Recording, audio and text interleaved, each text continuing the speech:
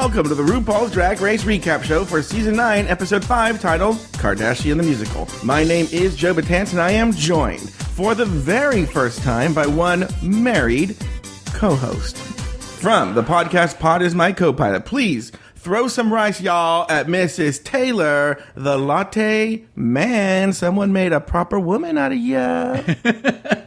There's always time for a wedding. Wait, now, we're having you here for the first time as like a married, proper woman. How do you... Now, even when I was saying that, you hear people say that when they just get married. Even hearing that you're married and that you have a husband, is that weird and wonderful and awesome? I have been looking forward to being able to use the word husband for months. So are you just trying to squeeze it in all the time? Like, my husband, and you're like... there was a couple of times on the honeymoon where I said, I'm looking for my husband. And definitely raised my voice a little bit with the volume when I would say husband. And it's nice to finally be able to say that. Yeah. As much as you can tell, because I recommend, because I'm sure on your podcast, Pod is My Co-Pilot. This is not the Taylor the Latte Boys wedding recap show. This isn't RuPaul's best wedding race recap. Yeah, this is. Yeah, you should have got. Oh, imagine if you would have gotten married the week of. And that was just Valentina wore that was a white challenge. Never mind. Okay, that's still getting cut out. All right, but everyone should go to Pod is My Co-Pilot next week, right? Not this episode, but the following week, and download the episode of Pod is My Co-Pilot. It should be 422. I think it'll be 422. Yeah, we'll do another reminder. As it gets closer to get all the tea about the wedding. But is there anything you can tell us, Taylor? What can you give us a nugget? I would say I'd rather talk about the honeymoon because actually there's a couple of things that relate to our show.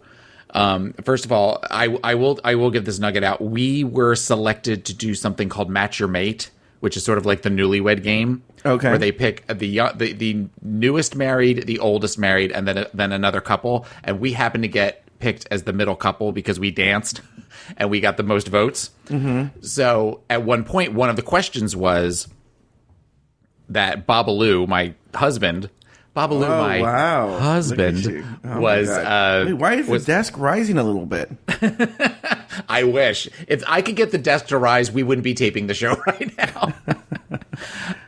One of the questions that he was asked was, if there was a parrot sitting in your bedroom, what would be the phrase that he would repeat for after hearing the most? Shut up, Joe. You're annoying me. No, I said the answer was, I can't hear you. Okay. But his response because I was asked the question, because we have fans in the room and it's really loud, and he's always asking me questions from the other room and I can't hear him. Now, allow fans to sit in your bedroom and just watch you guys? Absolutely. Just hanging out? Go to our Patreon page and for Why is Jordan Darling just sitting in a wicker chair in the corner? We would never have wicker in our bedroom. Get real. And he said that when they asked Babalu what he thought the answer was yes. And I was like, why would you say these? Like, well, you watch Drag Race all the time, and you said you walk around saying that. I'm like, I wouldn't say that in the bedroom. So it turned into a funny moment where we bickered, and people thought that was funny. There was another Drag Race reference, but I can't remember what it was. But people in your life don't think it's funny. No, I know. You're a dick. They're uncomfortable. They're like, oh, all right. Well, but it was a wonderful. The last week and a half have been a really wonderful experience, and I recommend getting hitched to everybody. All right, well, everyone should go check out all the details from the wedding on Pod is My Co-Pilot, available on iTunes, episode 422, I believe, because I'm a fan, and I actually listened to his show. All right, this week, the girls take their best sexy selfies, camp it up in their coolest Kardashian couture, and walk the runway in faux fur. Nina Bonina Brown, Fee-Fi Faux Fumes, Pheromone, and Cynthia Lee Fontaine forget to tell anyone they're besties. Eureka O'Hara apologizes for not knowing what it's like to have an eating disorder, while every single... Sorry, that makes me laugh still. Well, every single queen intentionally failed to provide fashion advice to Alexis Michelle. Back on the main stage, Shea was named the winner of the challenge, while Cynthia Lee Fontaine and Pheromone lip-synced for their lives. Both of them gave it their meh. So logically, in the end, Eureka O'Hara was sent home packing. Taylor, name 2 things you liked about the episode and 1 thing you didn't. I hated the runway challenge. I thought just about everybody looked bad with the exception of 2 people. And that's probably the one thing that I really didn't like about the episode. I liked the Eureka stuff only because I think that she had a little bit of a redemption by the end of it. You didn't hate her as much as you had the previous episodes. Mm-hmm. And the fact that they mentioned the knee from the cheerleading thing finally came back. Like, it wasn't just some random statement that was just said and then nothing else was said about it. Chekhov's knee. You mean Chekhov's knee? Yeah, Chekhov's knee. So I'm calling it. That is such an obscure, brainy joke. Sorry, go ahead. I thought all the theater queens. Alexis Michelle is guffawing right now in her car. Do you think Alexis Michelle listens? Do you think any of the queens listen? Like where they or at least started off until we trashed them and then they stopped listening. But I don't know. I'll find out at DragCon. I guess when you're leaving today. You're leaving in a couple hours to go there. Yeah, which is so funny. Imagine that's the one question. I go, hey, Laganja, Stranja Joe Betance here with Sirius XM Radio, Entertainment Weekly Radio Channel 105, 101 with Larry Flick. Hey, one question. Do you listen to RuPaul's Drag Race Recap? No. All right. Hi, Stacey Lane Matthews. My name is Jen. I just move on down the line. Yeah. For that. It's one other thing I liked about the episode. It's also been a week since I've seen the episode, so I mean, I just watched it a few moments ago, and I don't know. Another thing I didn't like about the episode was Meghan Trainor's stupid unicorn onesie. Oh, God, Meghan Trainor. Oh, God.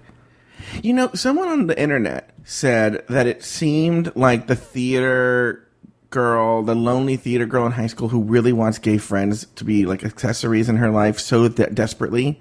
And she's trying, I love you, but like yet not really getting gay culture. Like it was, I think she thought wearing that would be wacky, like being a drag queen, and that they would love her because she's wacky. But she looks stupid. She looked horrible. Yeah. And she probably regretted sitting there for hours in a onesie. Well, in a fleece onesie too, under those hot lights. Yeah. Talk about moisture. No, not with Meghan Trainor. I don't want to talk about that at all. It's the last thing I want to talk about. So what are 2 things you liked about the episode and 1 thing you didn't?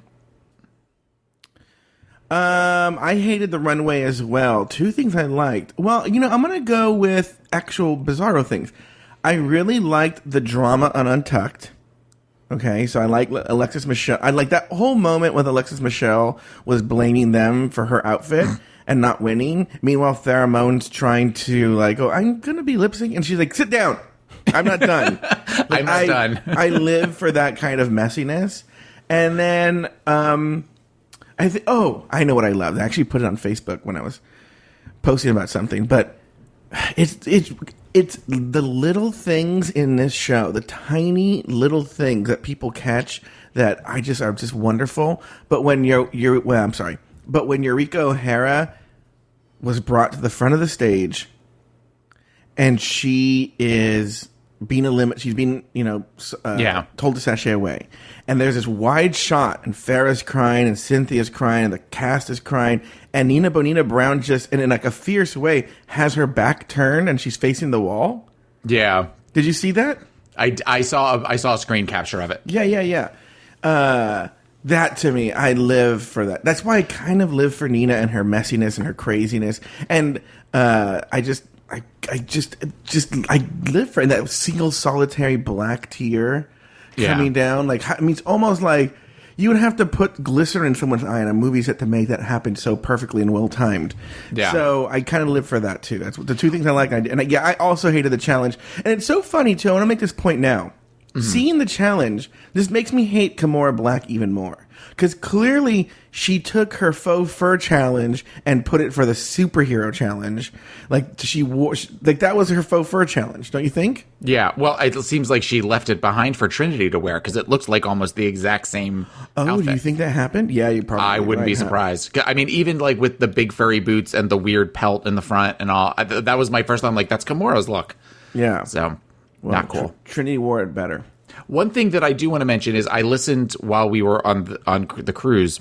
Listen to what? For my honeymoon, I listened honeymoon? To my honeymoon, my honeymoon. Yeah. Oh God, I'm disgusted by myself when I just said that. You mentioned that Eureka was sitting on a stool during the lip sync for Your Life, and you were giving her shade for that, but now we understand why, because she was continuing to have knee issues. Yeah. In fact, one of the things we learned was a lot of people had problems on that cheerleading episode. Cynthia Lee Fontaine hurt her cuckoo. No, she hurt her ankle. And apparently Charlie Hides broke a rib. Yeah. I don't know. Allegedly. I'm dubious of that. I don't know. It seemed very like, well, I hurt my rib, which how do you prove that? Right. Anyway. But let's go on. In the workroom, after Charlie's elimination, Trinity Taylor immediately wipes away the mirror message. Alexis confesses that she wants to be on top. Nina complains about a conspiracy, and Eureka and Trinity continue their feud. The next day in the workroom, RuPaul enters and announces this season's first mini challenge. Now for today's mini challenge, each of you needs to shoot a sexy selfie with Jason, Jared, and Yadir. As in, frankly, Yadir, I do give a damn. Okay, Taylor, everyone's been wanting this mini challenge. They've been like, so thirsty for it. What were your thoughts on the mini challenge? It was a sexy selfie. It was dumb. I understand now, considering the Kardashian the musical, but in the beginning, I'm like, this is the first mini challenge of the season, and I thought it was ridiculous to try to have that many people in, and they were all trying to do these weird poses where it looked like, not that I'm a selfie, master or anything. Shut up. Mm-hmm. But it just seemed like there was a lot of negative space in a lot of the pictures. Like there was a lot of just empty space where they didn't know what to do with the pit crew, and I was not impressed with the looks of the pit crew either. I miss Miles Davis Moody. I had a big thing for Miles. Oh, really? Because everyone loves this Sean Morales, and I could see him being your type too. Sean Morales, Sean Morales was kind of cute, except for the stupid tattoo things with the circles with the lines and all. And I thought I remembered somebody telling me once, or not telling me, but I'm reading somewhere that he was sort of hygienically challenged. Yeah, he smells. Yeah, so that anytime I see him, that's what I imagine. I imagine him smelling like armpit. So that doesn't. You've told me stories about another celebrity that every time I see him, I know. I feel bad about telling that story because not only I do get it from you, but I hear about it from 3 or 4 other people that every time they see this celebrity, that they just think of poo smell. Yes. Yeah. Yes. But and the thing is, I think he's cute too. That's the problem. Is it's somebody that I always think is very cute. And let me tell you something, because I used to know him. I wouldn't consider myself knowing him now, but I used to know him, and he is very your type. He's short, he's stocky. I will tell you this: he has a big, fucking nice, juicy ass. At least I can see that. Yeah, he's that little juicy, stocky guy. Yeah, so, like you just want to whose name we're not going to say. Yeah, but it rhymes with Adam Devine. Okay.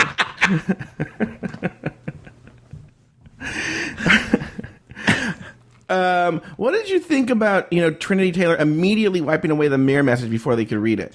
That doesn't surprise me. I think what surprises me is that she's still in the competition. Oh, really? Because everyone likes her now. No, I like some of her looks, but she is somebody that we talked about in Meet the Queens that we said would be one of the first ones gone, and now we're 4 or 5 in. I wonder how right you've been.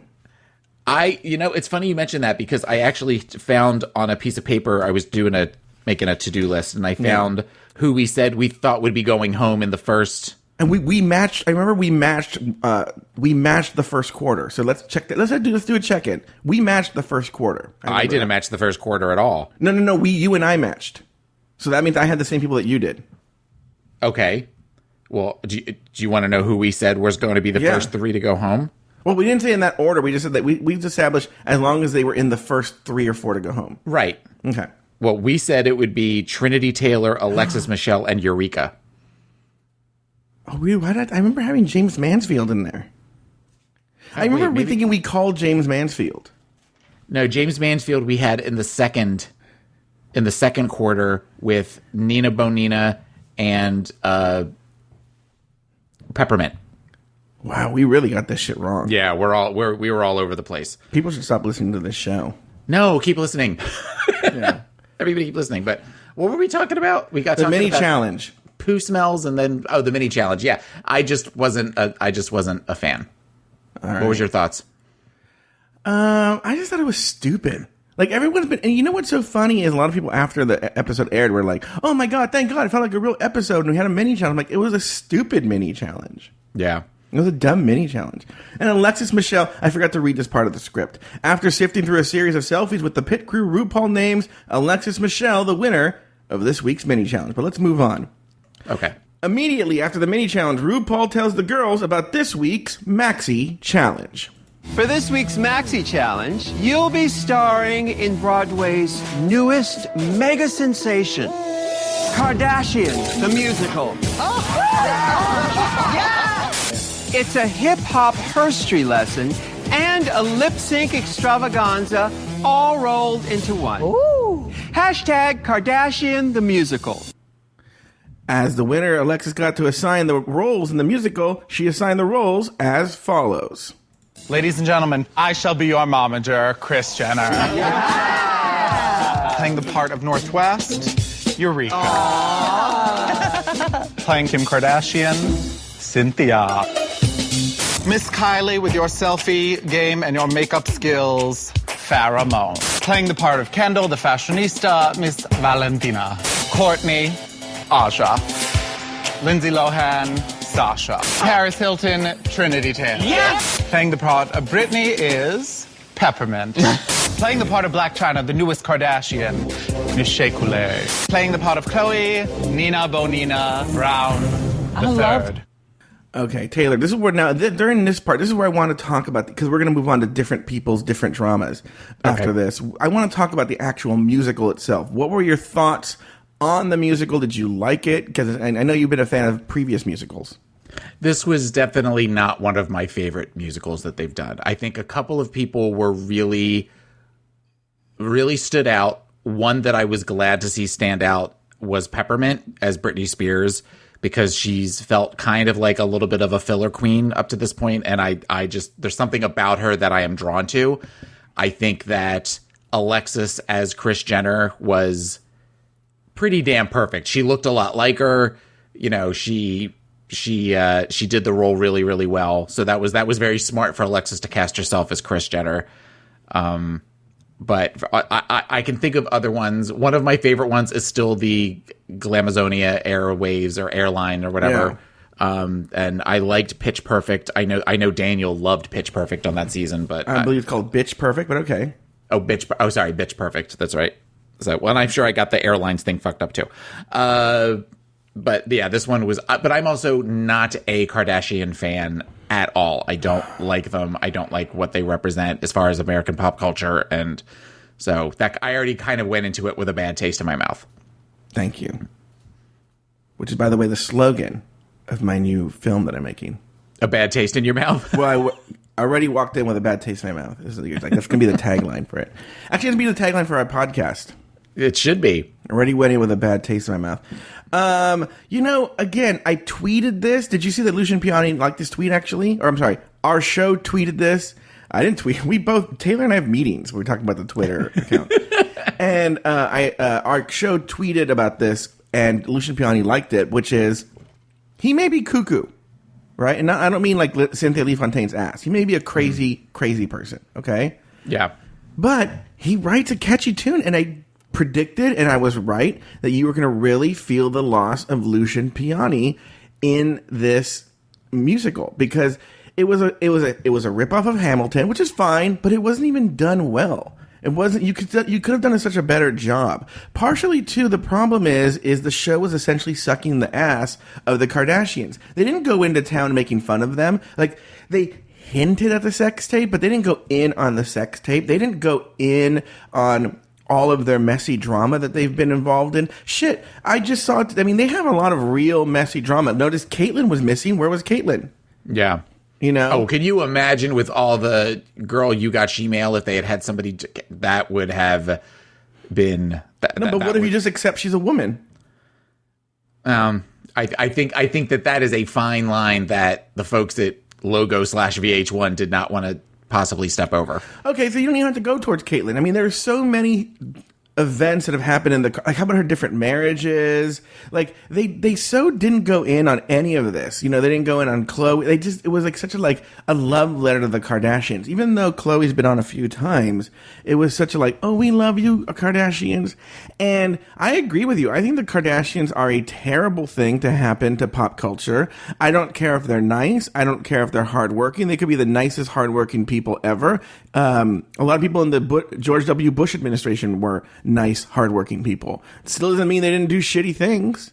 Yeah. You know? So, I just sort of feel like, you know, what are you contributing to society? And why? Let's celebrate people who could, and you could still bring them down. I don't know. It's just, I feel the Kardashians are so gross. I think they're just gross, grasping, celebrity, fame-seeking, horrible people. Much like this podcast. Yeah, like this podcast. Horrible. Because what are we giving to society? Nothing. We're giving... Yeah, but we're not... I don't know. We're not gross. Well, look, I'm gross. You know, I look like a bowl of 3-day-old cereal has been left in a hot, locked cabin for a summer. Oh, well, so long those self-esteem classes you're taking are working. That's really good. But the point is that... I don't know. Let me put it this way.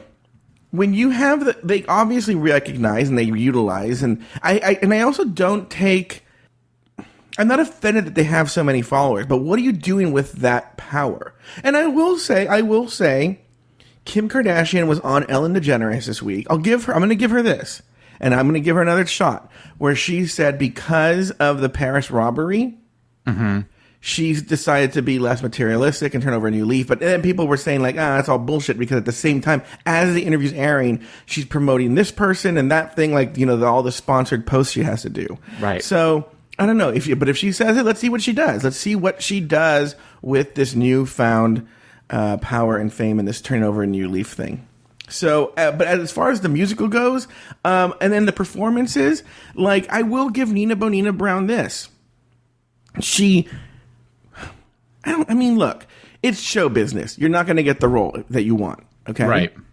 But I will say Shea Coulee got the winners, you know, she won the challenge. But I think if Nina or Peppermint would have been in that role, they would have won the challenge. I think it was the role. I don't necessarily think... I mean, Shea Coulee did a great job. Don't get me wrong. I'm taking nothing away from her. Yeah. But that role was the best. That role and Kris Jenner set you up to be the winners. Yeah. I could see Nina doing a good job as Black China. From the little bit that the very, very, very, very little bit I know about Black China, I mean, she's kind of the equivalent. She's a Banji girl. So it's very much where either one of them could have done that. And I think that Nina, though, brings a higher level of Banji girl than Shea does in some ways, or could have. And could have won the challenge with this as well. But like you said, you're not always going to get the parts that you want. Yeah. And then other people, Farrah was horrible as one of the... I think she was Kendall Jenner, right? She was one of them, yeah. She was Kylie or Kendall. She was horrible. Cynthia Lee Fontaine was horrible as Kim Kardashian. Which the makeup was great. She definitely resembled Kim Kardashian. But I think this just goes back to a question of all the queens they could have brought back, why bring back Cynthia Lee Fontaine? Because other than that she seems to be a very nice person, she doesn't have the level of talent that I think some of the other people that have been on the show should have gotten that they could have brought back. Is this a real question? Is this a real question that I'm asking? Was it a rhetorical question, or is it was more of a rhetorical question? Okay, but if you have an answer for it, I'd love to hear it. Yeah, because of Pulse and because of this Fakakta cancer. Right. I get that, but that doesn't make a good competitor on the show. They don't care. They just want to make good television. But you know what? I care. I know you care. No, I know you care. I'm talking about... when you say, why did they... I'm talking about the producers, and that's why they brought her back. I don't give a shit. I know. It's kind of... Like, oh, okay, you've got to talk about Pulse, you've got to talk about cancer, you've got to talk about your cuckoo. It's time to go. Yeah. Cynthia Lee Fontaine, sashay away. I know, stupid Eureka on her knee. Killing them. Okay, to be fair, though, between the two of them, okay, I know we're going to get to lip sync later. Cynthia, if only one person was going home, it wasn't going to be Cynthia. Mm-hmm. That busted kneecap is the best thing that's happened to Pheromone this entire season. I'm going to tell you something. I am not attracted to this Pheromone. I don't know. She, in theory, should be my type. Yeah. But there's something going... She's aging. In theory... She's 24. She's over the hill. Sorry. No, there's just something about her. When she's in her boy look, I'm just like, ooh. You know, like, that's not good. Not a good look, you know? Like, let me put it this way. Candid Pheromone is not a cute person to me. Also, on the other side, her boy name is Cameron, which I'm like, ugh. Oh, is it really? Yeah. Pheromone, there's something about her. I think as a boy, she's a pretty boy, I don't necessarily like pretty boys. Unless they're Zac Efron, because Zac Efron is very pretty to me. But there's something about the weird whiny, that she's constantly doing that I think she thinks is endearing, and it actually is nauseating. Okay, I'm glad you're saying that, because I'm the person I fall for. Like, when she's crying, Taylor, that's the point I'm making. I'm not attracted to her, but I can't see a twink cry. I can't. Like, you know, Sweet Michael is another person who'll call me, or Noah too. They'll call me crying, and I'm just like, I'll just drop whatever I'm doing. I'm like, no, please, Twink, don't ever be sad. Don't cry. Now, do you just call them Twink? Because that way you're not sure who you're talking to. But I can't tell which one's Sweet Michael, which one's Noah. So I just say Twink. I'm like, Twink, don't cry, please. Twink, don't cry. We'll do whatever it takes. Stop. And Pheromone, like, that lip starts quivering and the eyes start to get watery, and I'm just like, oh, my heart melts. That doesn't have that effect on you? No. I deal with crying people all the time. I am dead inside. Yeah. No.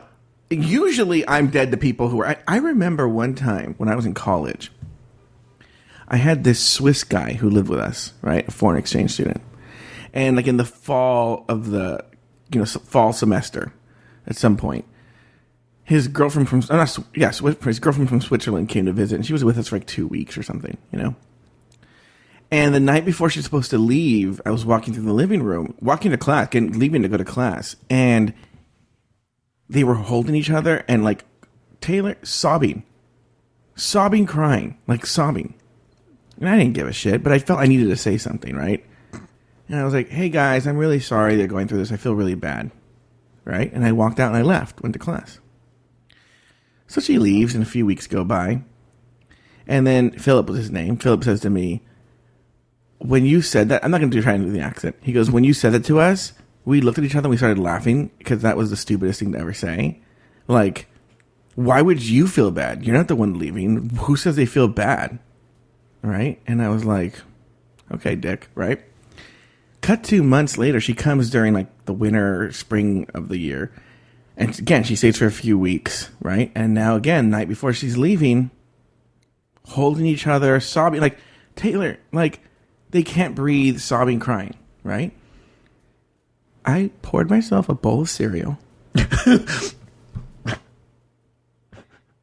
And I sat in the living room 5 feet from him, and Jen just stared at them as they cried. So this is the origins of Joe Betance. You're telling us how you got to be the person you are today. The Villantina that I am. The villain.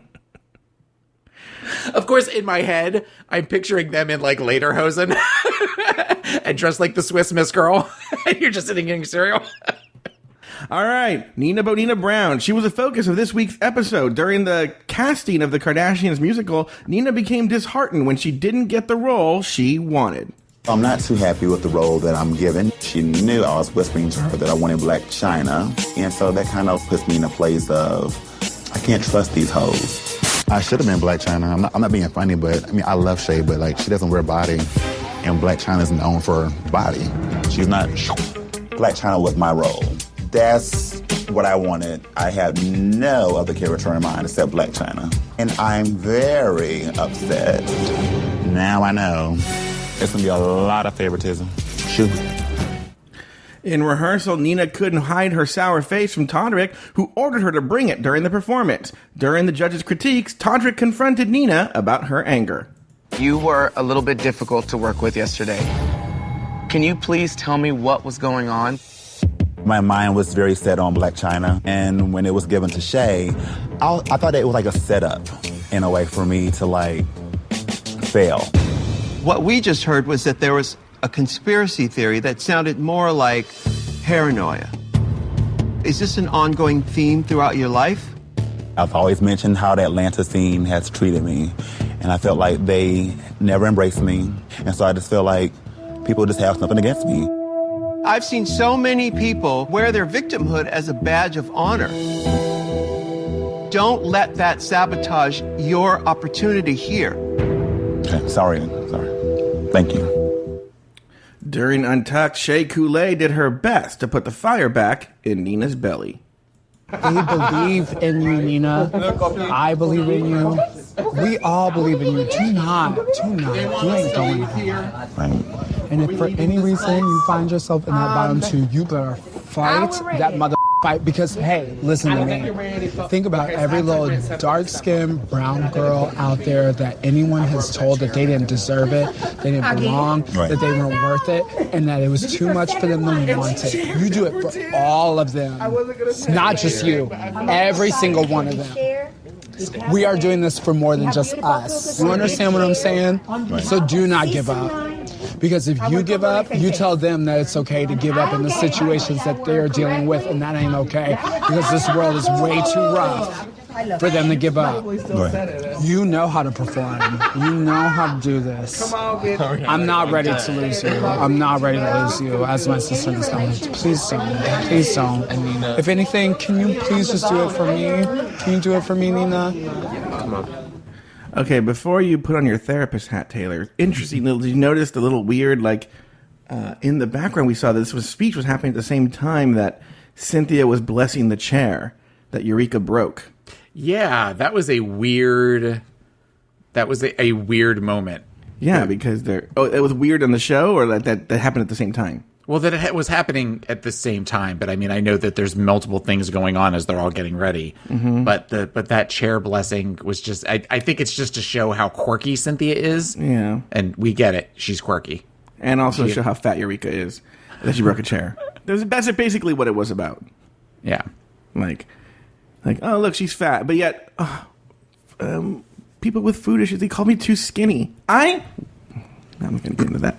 Okay, therapist hat. Nina Bonina Brown. What were your thoughts on this, Taylor Latte Boy? I think that she was clearly in her own head. I think that she brought some baggage with her as far as from what she's saying, the Atlanta scene.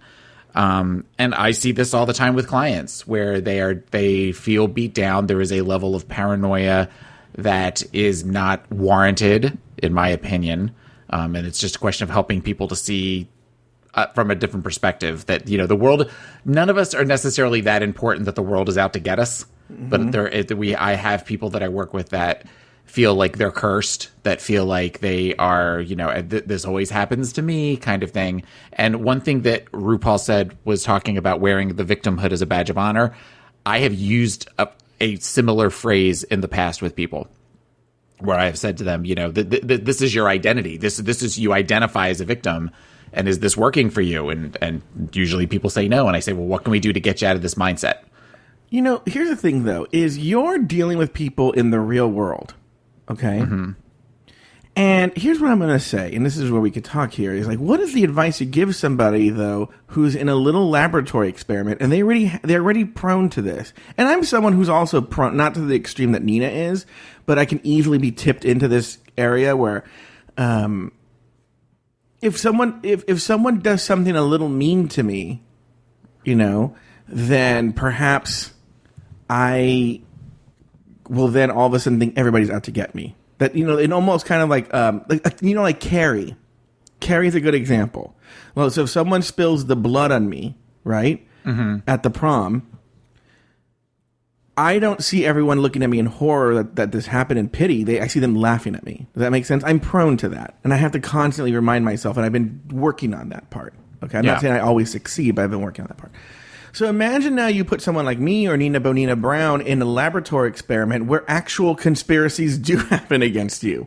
And I have my own conspiracy theory about this where I feel, because the way they're cutting it and the way they parse their language, that I feel that Nina was really, really saying Alexis and the producers. I think she was putting a lot of I think because Nina's hinted at this in other statements she said in the past, that the show favors the judges. We even say the judges, not even the producers. The judges have certain favorites. Okay? Yeah. And I think there's a clip before the beginning of a show where she says, like, there are people who are always in the top and something about that, right? And so I think Nina was, what she was saying on the main stage and what Ru's addressing obliquely is that the producers and Alexis Michelle conspired to not give her Black China because, and I should have pulled this clip, actually didn't think about it till right now, in her Meet the Queens video, Nina Bonina Brown says, I basically just want to be Black China. So I guess she's been saying that she always sees herself as Black China, and so her point is Alexis knew this. This is something that's not been a secret, and she didn't cast her as Black China. It must be something personal. She was saying that she was literally whispering in her ear, I want the Black China role. I want the Black China role. Please give me the Black China role. So I don't know that it's conspiracy as much as I've heard you mention this before as far as producers. I don't know how much the producers, how much sway they have as far as who is selected for which role. That right. To me, I would be a little surprised in that. I think that when Alexis was giving out the roles, she was, at least with many of them, very specific as to why they were getting the roles, or at least, within a sentence or two, just kind of saying things. So I think it was just a personal choice. I get that. And that's not me, kissing Alexis Michelle's ass. That's I don't know that. I don't know that it's quite the conspiracy theory that Nina wants to think it is. And also having a conspiracy theory or talking about conspiracy theories, that's a nice, safe way to keep yourself protected and to not have to think about what you are doing. Because if the rest of the world is doing stuff to you, and I'm just trying to be a drag queen on Drag Race and everybody's out to get me and all that kind of stuff. That keeps you from growing. And that keeps you from learning what part of this are you responsible for? Is there a way that you could have addressed this with Alexis earlier or taken her aside and said, I really want that role, rather than doing the weird whispering in the ear. And then when you don't get what you want, just kind of throwing your hands up in the air and going, oh, well, I guess they're all out to get me. Okay. I have a couple of things to say. One is I don't agree that with Nina Bonina Brown. Mm-hmm. I think she is being a little paranoid. Yeah, paranoid. But but that's because she goes into these confessionals and the producers are prodding her. She sees what the producers are saying to her, so they obviously are saying to Alexis Michelle. Not that she's right. I also want to say that Alexis Michelle did a great job casting this. To be honest with you, she should have gotten the win for that. I mean, it was. You could quibble about if anyone would have gotten Black China, but Shea Coulee killed it. I mean, actually, Nina Bonina Brown did fine as Chloe. They were trying to build up a case so they could put her in the bottom too. But I looked at it several times. She did fine. She did great. Yeah, I mean, that could have easily gone where she sort of fell to the background. But when it was the three sisters, she was smiling and she was doing the dance moves and making the big animated faces and everything. So I think that she did. Well, I want to go back to that in a minute, but I'm sorry, finish your thought. So what I was going to say, though, is I think Alexis Michelle did a good job casting it, but the producers can do a thing where they suggest. And Alexis Michelle is the kind of person, because she wants to win, and she's savvy enough to know how the show works, would do what the producers said. I'm not saying that happened. I don't know. And I'll even venture to say that Nina's probably pretty wrong or overblowing it. Mm-hmm. But that's what I'm saying. When you put my initial point was when you put someone who's already prone to that in a situation where that actually is occurring, then this kind of stuff happens. Thank you. Okay. Yes, go on. Okay.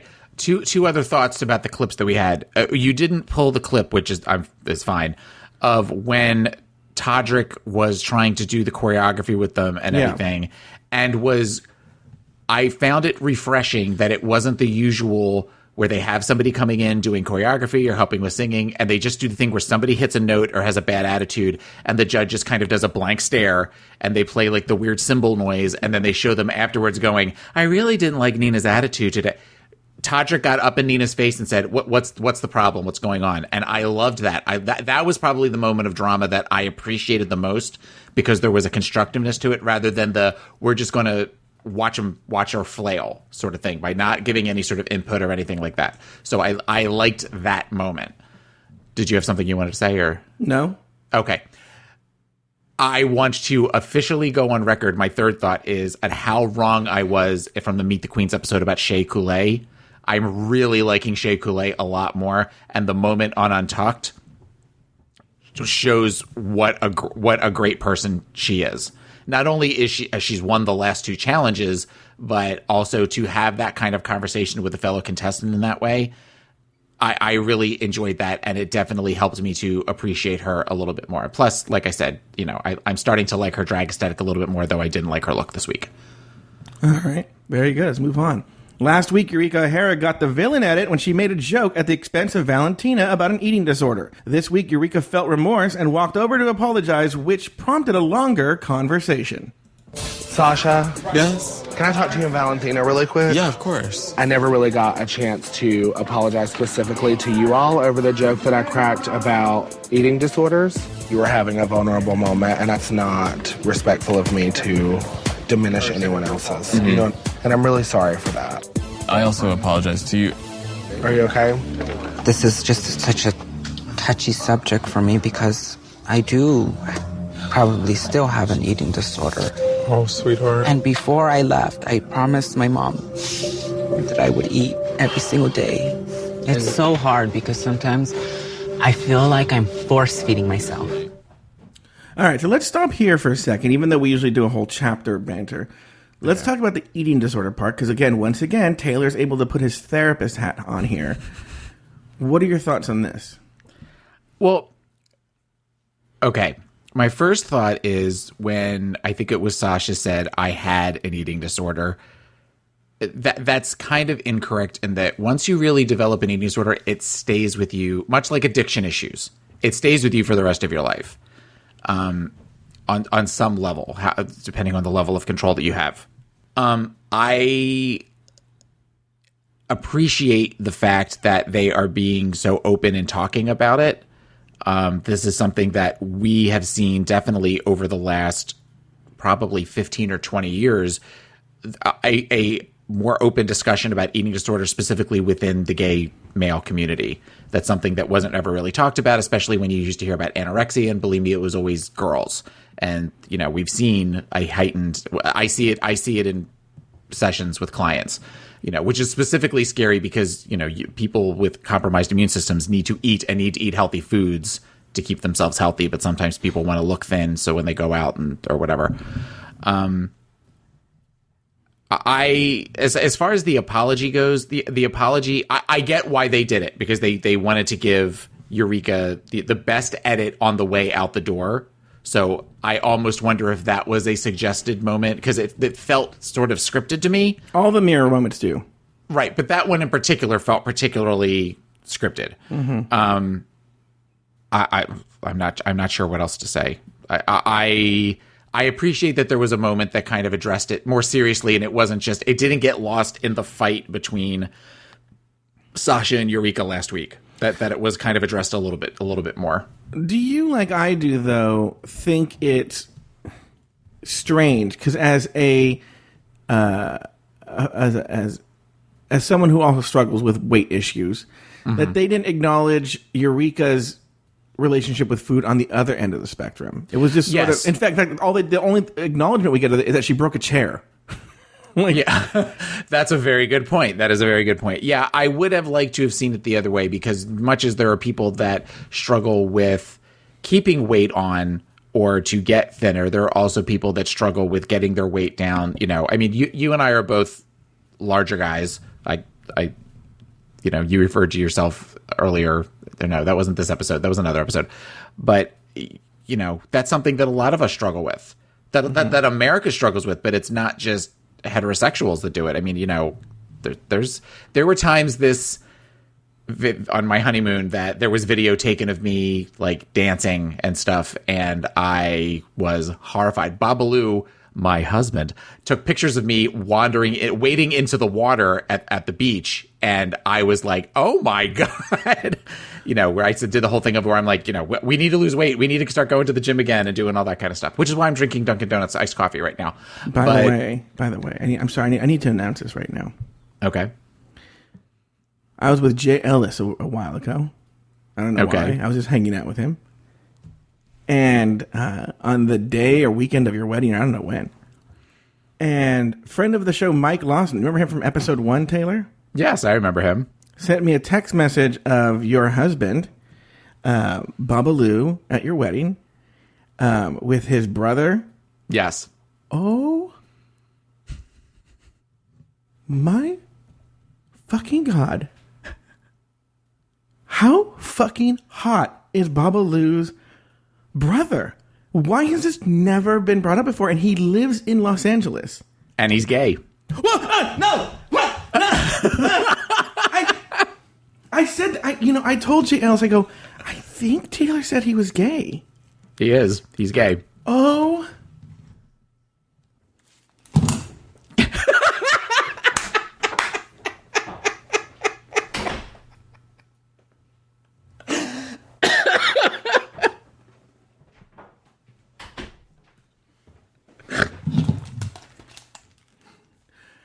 Oh my God.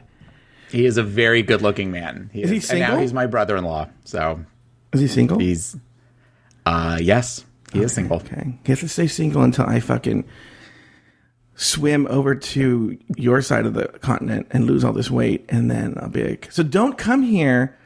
Don't. I don't think I can lose enough weight by D23. I don't know. We got to figure that out.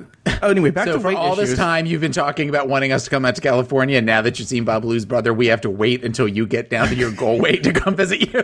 Yeah. Yes. Guys, Babalu's brother is so fucking hot. He looks like Mr. Fantastic, but like a hot gay version of Mr. Fantastic. A hot gay Cuban Mr. Fantastic. That is. I will be sure to tell Babalu that. Do you agree? That'll make Babalu's self-esteem feel really good. No, Babalu's very handsome too, but he's taken. No, that's true. That is true. But that is better living through diet and exercise. He is definitely somebody who he takes very, very good care of himself. Oh my God. He's never meeting this Jay Ellis. I'll tell you that for sure. No. Yeah. All right. Anyway, so the point is they never brought that up. All right. So people who have weight issues. Yeah. Okay. Back in episode 2, Eureka complained that her knee popped during the cheerleading challenge. Well, it seems her knee hasn't gotten any better, and now she's walking around on crutches. Eureka talks about her injury. How you feeling? Honestly, I feel okay. My knee's a little swollen. I have to use crutches, but I'm not going to let it stop me. When I was doing the cheerleading challenge, I landed wrong and my knee just popped. The last couple weeks, I've been able to push through, but now it's hurting, so I have to use crutches. But I have a positive attitude. I'm going to do whatever they throw my way. You give me a roll, honey, and I'll make it work.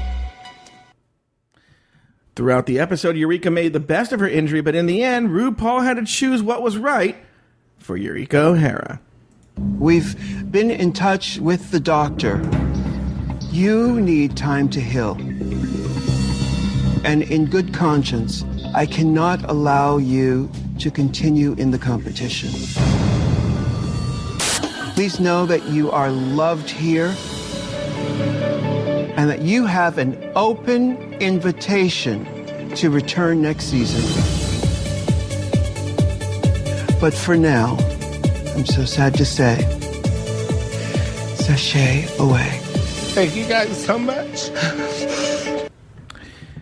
Taylor, your thoughts on Eureka O'Hara's injury and departure? Well, I kind of said it before. I think they did everything to want you to support her coming back next season. I think that the way that she had been edited in previous episodes, had they ended at that point where they just said, okay, we can't let you come on anymore. We can't let you be on the show anymore. Come back for season 10. People would have been very meh.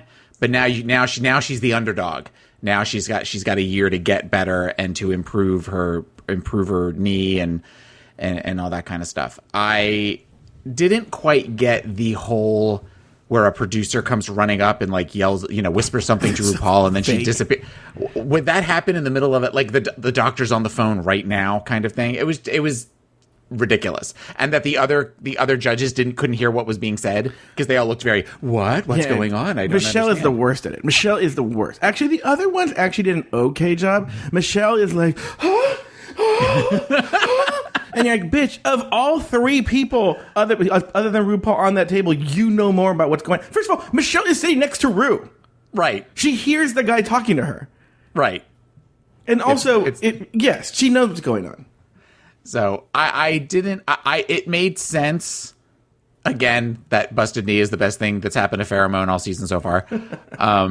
But I didn't quite get the response of all of the other contestants. If I was with Pheromone, I'd have a busted knee. A busted wee knee. Horrible jokes. But only if she's crying. Oh, she'd be crying all over my dick. because it came in her eye. Okay. Hi, everybody. Okay. Welcome back, Taylor. So, it just felt, there's something about it that just sort of felt odd, but it makes sense. You can't tell me, given the whole Eureka, will you step forward thing in the middle, that she didn't know that she was going to go home. I know, she was doing, huh? I mean, she has to go on crutches to the front. Right. And I wonder, rather than just let her stand there. I wonder why are they calling me over to the front of the stage? Maybe she made a mistake and realized I should be the winner of the episode. Maybe yeah. Maybe they found my lost phone and they just want to give it to me. Okay, so one thing I did, the little insight tea that I do have is that Pheromone said that when Ru left, she left like half an hour. And she left for so long they brought stools for Cynthia and Farrah to sit on while they waited. So it was gone for a while. RuPaul wears... They had to do that because I think they couldn't... I think they probably already did tell RuPaul something, but they had to do that for visuals because they don't want people to know she has an earpiece in her ear. Okay. So, but then I feel... you know what, to be honest with you, I feel that that's happening on the judges panel. Like before, like, during like the judges' deliberation while they're in the back room. You're sitting there like, seems fine to me. And then all of a sudden now, a show that has a ton of people working on it, she's seen doctors and everything that they're like, oh no, like a last minute stay of execution. Yeah. Like the doctor's running to a fax machine to fax it to World of Wonder to get, and there's a whole shot where like from Hollywood Boulevard to where World of Wonder is, they just like run over, like they have a page, dash over to Hollywood Center Studios and get this to her. No, they told her ear, but they had to visually show that a producer or a PA walked up and... Well, okay, and I guess the other thing is she says, we've been in consultation with your doctors. Shouldn't they have talked to Eureka first about this rather than talk to RuPaul? Yeah, and then also, we know from the preview that next week is Snatch Game. Eureka could be in a fucking wheelchair for the whole challenge. We don't care. Yeah, it just was... It could have been... I didn't know what was going to happen. Obviously, I don't think anybody did with the whole "will you all excuse me a minute?" Something she hasn't done since I think season 1, where she left the judges table. Oh, she did? I don't remember. She did one time, and I think it was to keep people on. I think it was to keep somebody on the show, or to not do an elimination one week. Right. I don't remember. I'm sure somebody out there will send us an email telling us why, but there was where she said, will you all excuse me for just a moment? And she got up and she walked off stage. She's like, and then she walked up to the camera and cleaned the lens. She's like, guys, this is really blurry. Guys, season 1 is this. They dipped it in Vaseline. Some fly by day, some fly by night. Don't make fun of Moonlighting. I loved that show when I was a kid. For all the people who don't know this, there was a show called Moonlighting and had this actress Sybil Shepherd on it, who she was also getting up in her years then, and so they had the same sort of 40s. Yeah, she was our age. Yeah, but 40s. I'm 22. 40s in the 80s was like 60s now.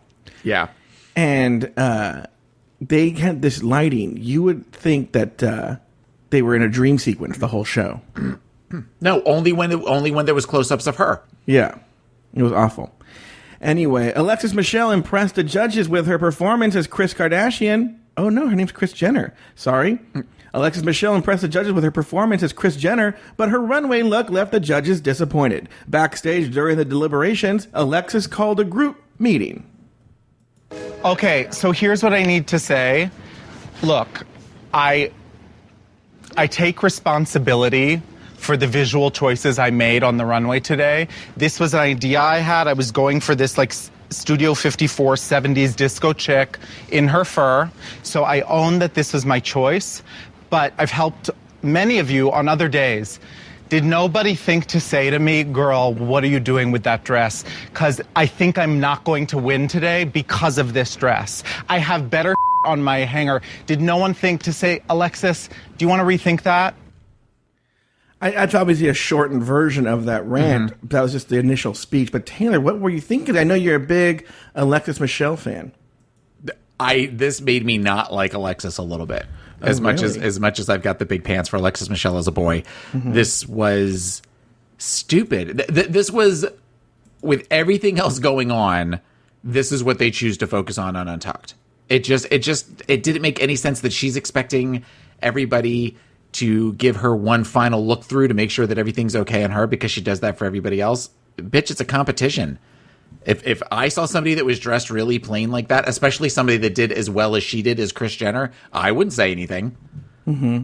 But I think that's sort of, I think not only does Alexis's messiness illustrate a problem with drag queens, but also with this show in that the way everyone reacted to Alexis Michelle and how they're like, oh no, they were all placating her and like telling her that almost giving her a reason to believe that was a right way to behave.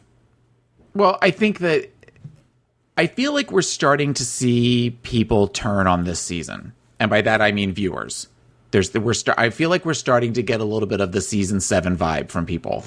And there's part of me that wonders if this group of contestants is almost scared they're all scared to be seen as the villain or to have that conflict, that yelling conflict. So nobody necessarily wants to rock the boat. So they're all just like, there's a hypersensitivity to what everybody's doing that people aren't being authentic and people aren't having that argument. And I think this is a situation where Alexis, if she realized what she was doing, would have pulled back some. Yeah, I think it really has become RuPaul's best friends race. You know, this, I've talked about this before, but remember in season 5 when Serena Chacha called them all stupid? And yes. she goes to art school and she's more educated.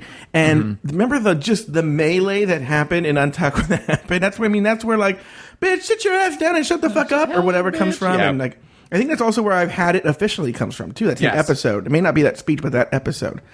And that was because she said that like any other season, they would have, a previous season, they would have read her to filth. And that would be a good question for all of the drag queens at DragCon is what would you have said in the workroom in Untucked if Alexis Michelle would have given that speech? Because it was ridiculous. It was next level ridiculous. And then the fact that they all, what's that word, addiction, when you help, not like when you enable? Yeah, they enabled her behavior. Thank you, therapist. Taylor the therapist. They all enabled her behavior. And you know what's funny? Obviously, she saw the reaction from the fans on Untucked, and she saw it, and she must have been embarrassed. So she tweeted, she apologized, but also, she should have just apologized. Because then she did I was just really drunk. And I was like, even if you were, it just comes off as making an excuse. Yeah, it's ultimately, the look was boring. The coat was boring. The dress was boring. The shoes were boring. And if she's going for some, if your backstory for your character for the runway is somebody that's going to Studio 54 in the 70s, yeah, that didn't go with I didn't get that vibe at all. At all. There are other things she could have done with her hair. There's other things she could have done with her makeup. That stupid hat that she had. I mean, there's just so much more she could have done with that would have at least where it made it a little bit more understandable why she was dressed that way. But everything looks like it came from a store in the mall. There was no creativity to that look at all. She looked go ahead. The fact that she didn't recognize that walking out on her own makes me question her taste level. She looked like a Jewish American princess from Long Island going to Starbucks to get a pumpkin spice latte. Basic. She looked very, very basic. Yes. And that's what she looked like. And she just own it. Own it. So that was really annoying and kind of a letdown for a lot of Alexis Michelle fans. Taylor the Latte Boy, Taylor the Married Man. Any final thoughts on this episode? It felt more like a regular episode that we've seen in the past with the mini challenge and the runway and everything. I think that it wasn't. It's. I'm very torn on this season. Like, the more I think about the season, the more I'm sort of like, I want to like it more. It's not season 7 level, but something's got to change. Something's got to happen for me to really, really get full tilt boogie into it. I'm getting season 7 vibes, but I always give the show the benefit of the doubt until Snatch Game. So we know Snatch Game is the next episode. So now after the next episode, after Snatch Game, that's when the stakes are raised. And I want to see how if it's still weak after that, then we have a problem. Yeah. Okay. Yeah. You and I have a big problem. We have a huge problem. Oh, God. This again, but so let's see what goes on from there. But Taylor, you know what time it is? What time is it? We're doing a 1 episode thing this week. It's time for the runway looks. In the interest of time, I'm just going to say, did you have any looks that you liked? I'm looking at the list. I'm not being silent to be funny. I'm looking at the list. Okay. I had 2. Everybody else was a boot for me, so... I really liked Alexis Michelle. She looked like a Jewish American princess from Long Island going to Starbucks for a pumpkin spice latte. No, I can't think of any, actually, that I really liked, to be honest with you. The only 2 that I had any interest in were... what did I do with it?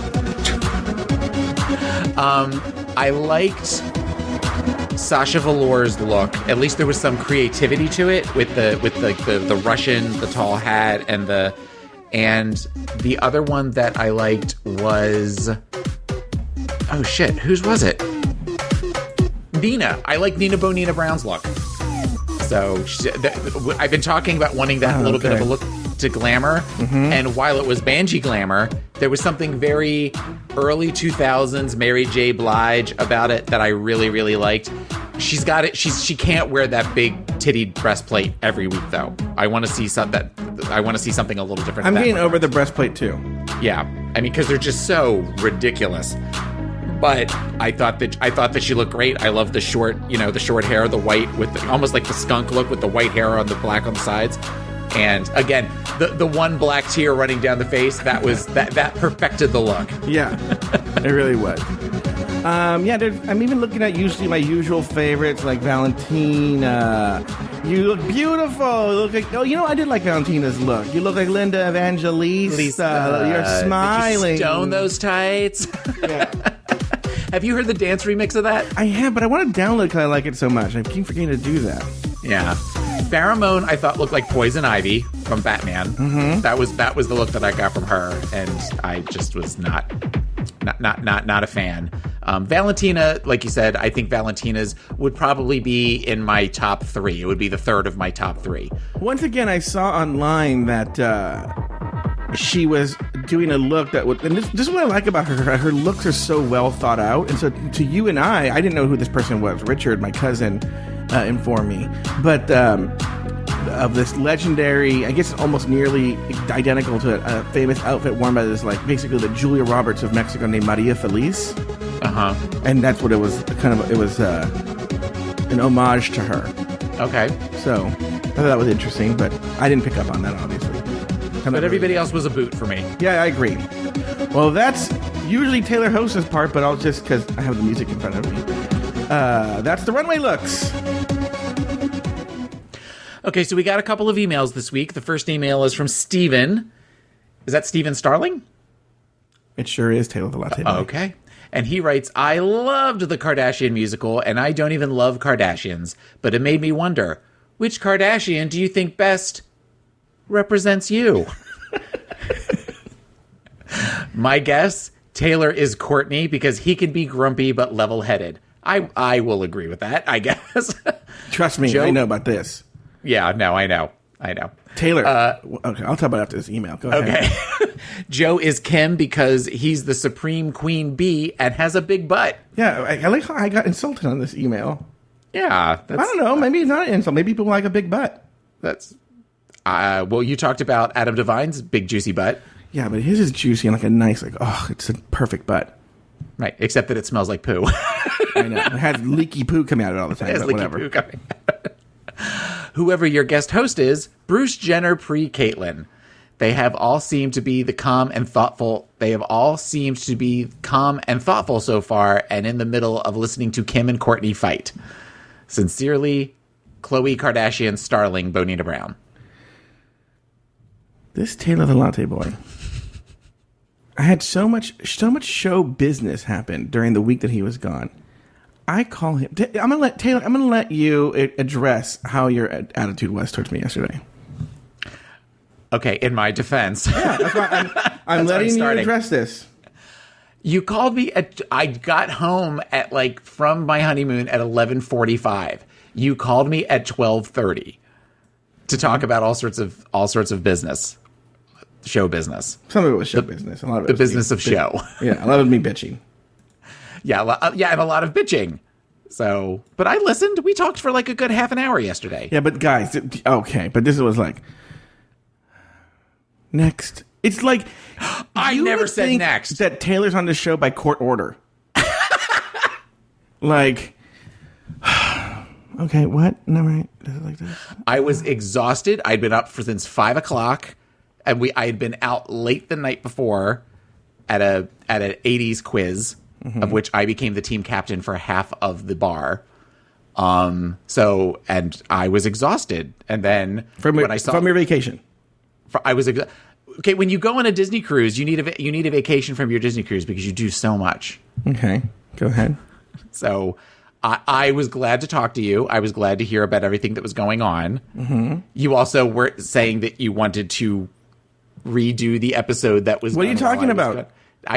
No. Everybody that listened to the previous episode, that was just a delusion. You actually didn't hear that episode. Yeah, I've decided to strike it from the record. Right. So there was part of me that was very we've already released an episode. Why do you want to redo a new episode?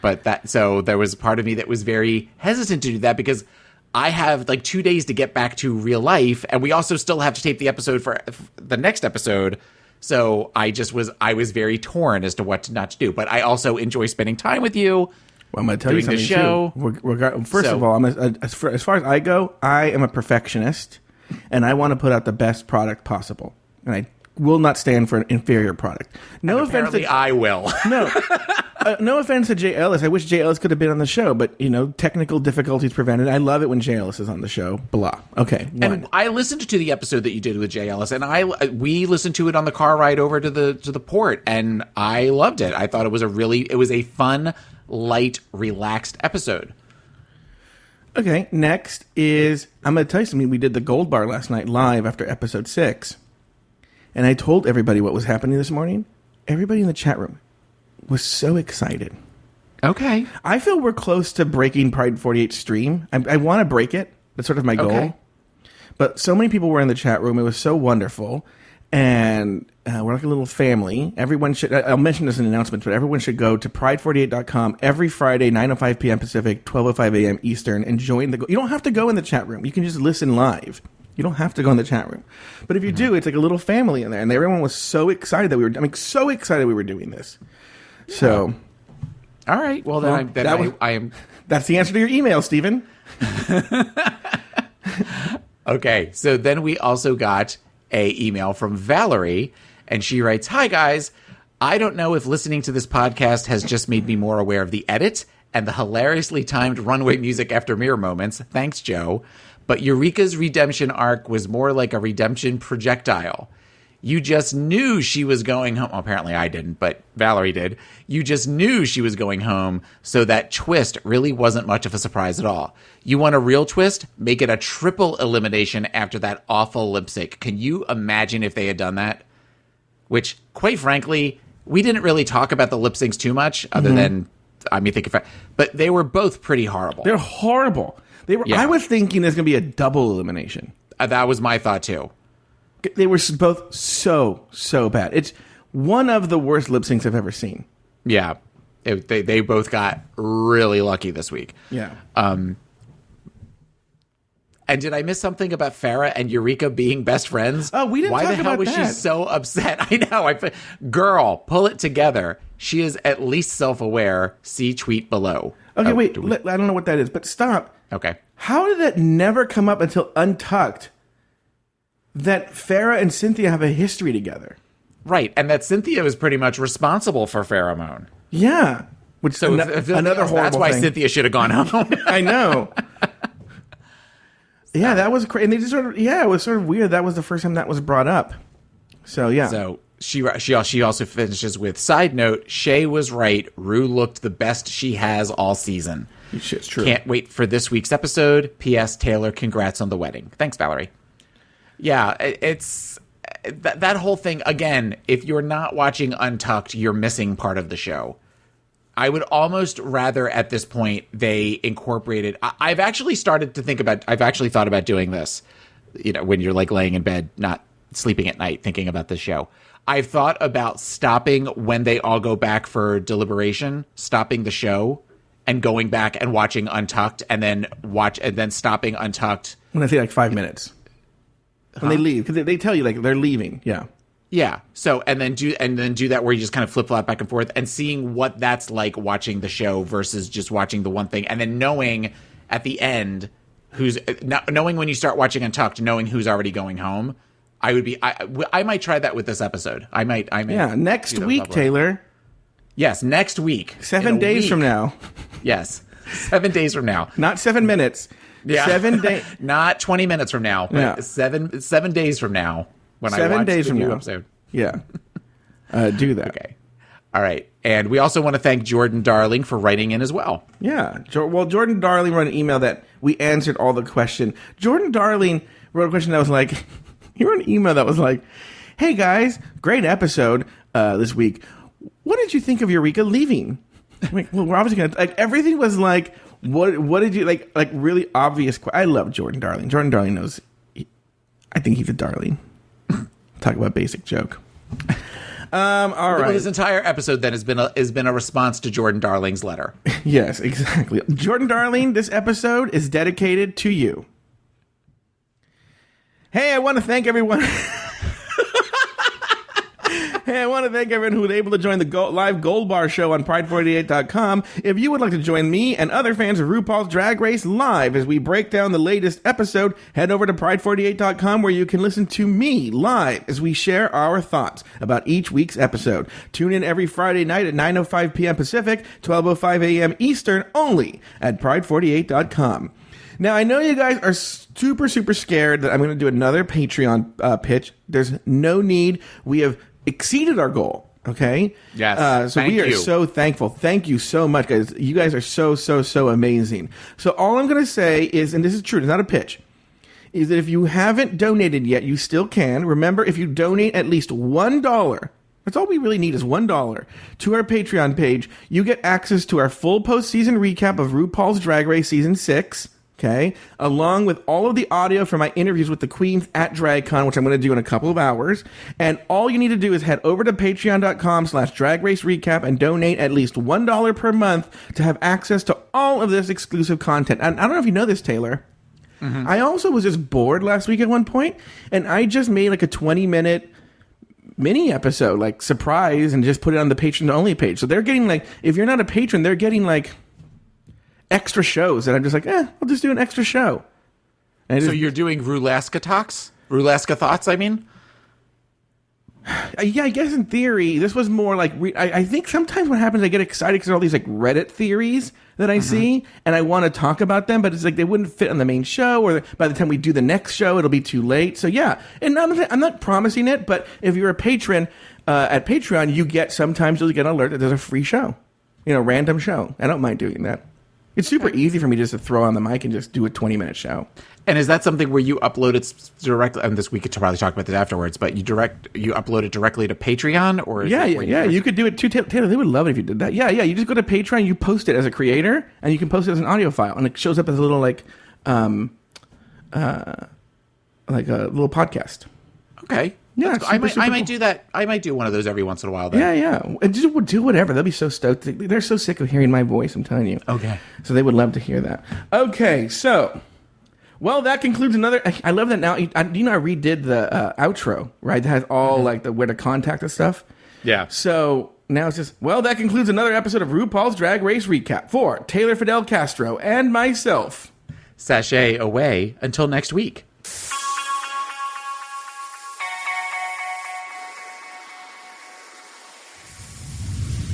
Want to know what Taylor the Latte Boy is up to at all times? He has his own podcast called Pod Is My Co-Pilot, available on iTunes and at podismycopilot.com. You can follow him on Twitter at PIMCTaylor and also on Instagram at PIMCTaylor. I have another podcast called Catching Up. It's available on iTunes and at cupodcast.com. You can also catch me recapping RuPaul's Drag Race on One-on-One with Larry Flick on Sirius XM Radio every Friday at 3 p.m. Eastern, noon Pacific on Entertainment Weekly Radio, Channel 105. Need to see what I'm eating? Follow me on Twitter at Joe Betance. That's Joe as in boy, ETANCE, and on Instagram at Joe Betance.